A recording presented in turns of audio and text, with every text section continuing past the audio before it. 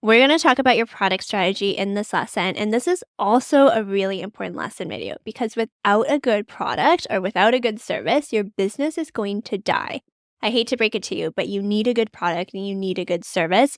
And I likely don't have to tell you this, but there's so many businesses out there nowadays. There's so many products, so many services. And so to stand out, you need to add value to your ideal customer. You need to solve a problem. You need to solve a pain point. You need to solve a challenge. That's why I wanted to have this dedicated video on your product so that you can approach it in an intentional way so that you can ensure that your business is set up for success and has longevity. The first thing you're going to do is start by perfecting one product. I highly recommend this because a rookie mistake I commonly see is that founders with limited time, limited budget, and limited resources will spread themselves way too thin and try to launch a whole slew of products. And the problem with that is that without perfecting one thing and without getting a cult following or without building that trust up with your customers, if you spread yourself thin and you kind of half-ass everything, you're not really going to have anything that takes off. And you're not going to experience word of mouth and people aren't going to rave about it. And that's just going to put wind against your sales. And remember, we want to have the wind in your sales so that you are set up for success and the business can flow and you can feel good. If you don't have a good product, it's just going to be such an uphill battle. Your marketing is going to be harder. Your sales is going to be harder. Your launches are not going to go as well. And so having a good product is so important. That's why I recommend you start with one product, perfect it, knock it out of the park, build up your community, build up your customer base, have loyal, trusted customers, and then you can go on, take the funding that you had from your first launch, from your first project, and make more. An example of this that I always used to tell my recloseted clients is Everlane. Everlane is a really successful fashion brand nowadays, but they started with perfecting t-shirts. That was the one product they perfected.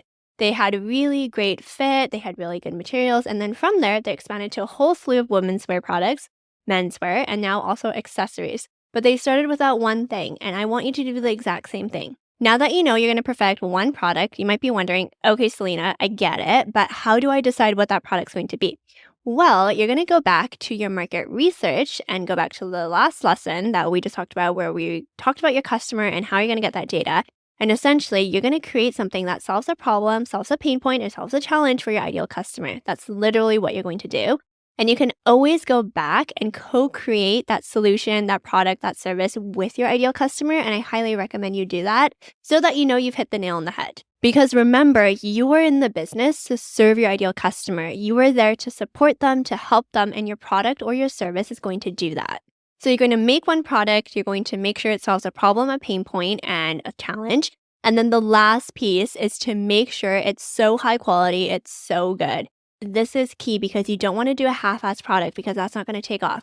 We have so many products and services out there nowadays, and in order to differentiate yourself, especially in a saturated market, you want to make sure that it is so high quality and it is so thoughtfully and intentionally done. When we talk about your sustainability strategy, that's a huge piece of it. If you make something that people actually use, they want, and they will benefit from, that is key. And you want to make sure it has longevity in mind, it's timeless, it's high quality, and that should be your ethos when it comes to your sustainability in terms of your lifestyle, for your bank account, but also for the planet. An example I used to always tell my fashion brand clients is they can make the best, most sustainable product in the world at the best factory with the best materials. But if no one's wearing these products and they throw it out after 2 wears or whatever, they've just made sustainable junk. And so I don't want you to make sustainable junk. I want you to make a truly innovative, high quality product or service that people are actually going to benefit from. That's the lens I want you to approach this from. And you do need to take some time to think this through. I don't want you to just launch things willy-nilly without actually validating the product, basing it off market research, and thinking thoughtfully and intentionally about how you can differentiate yourself and also how you can make this a really solid experience for your customers. With all that being said, now leverage the Notion workbook down below to help you bring this to life and start to solidify your products. Also, keep an eye out for the email for this lesson video because I'm going to talk to you more about past product failings I had at Recloseted because I've had my fair share.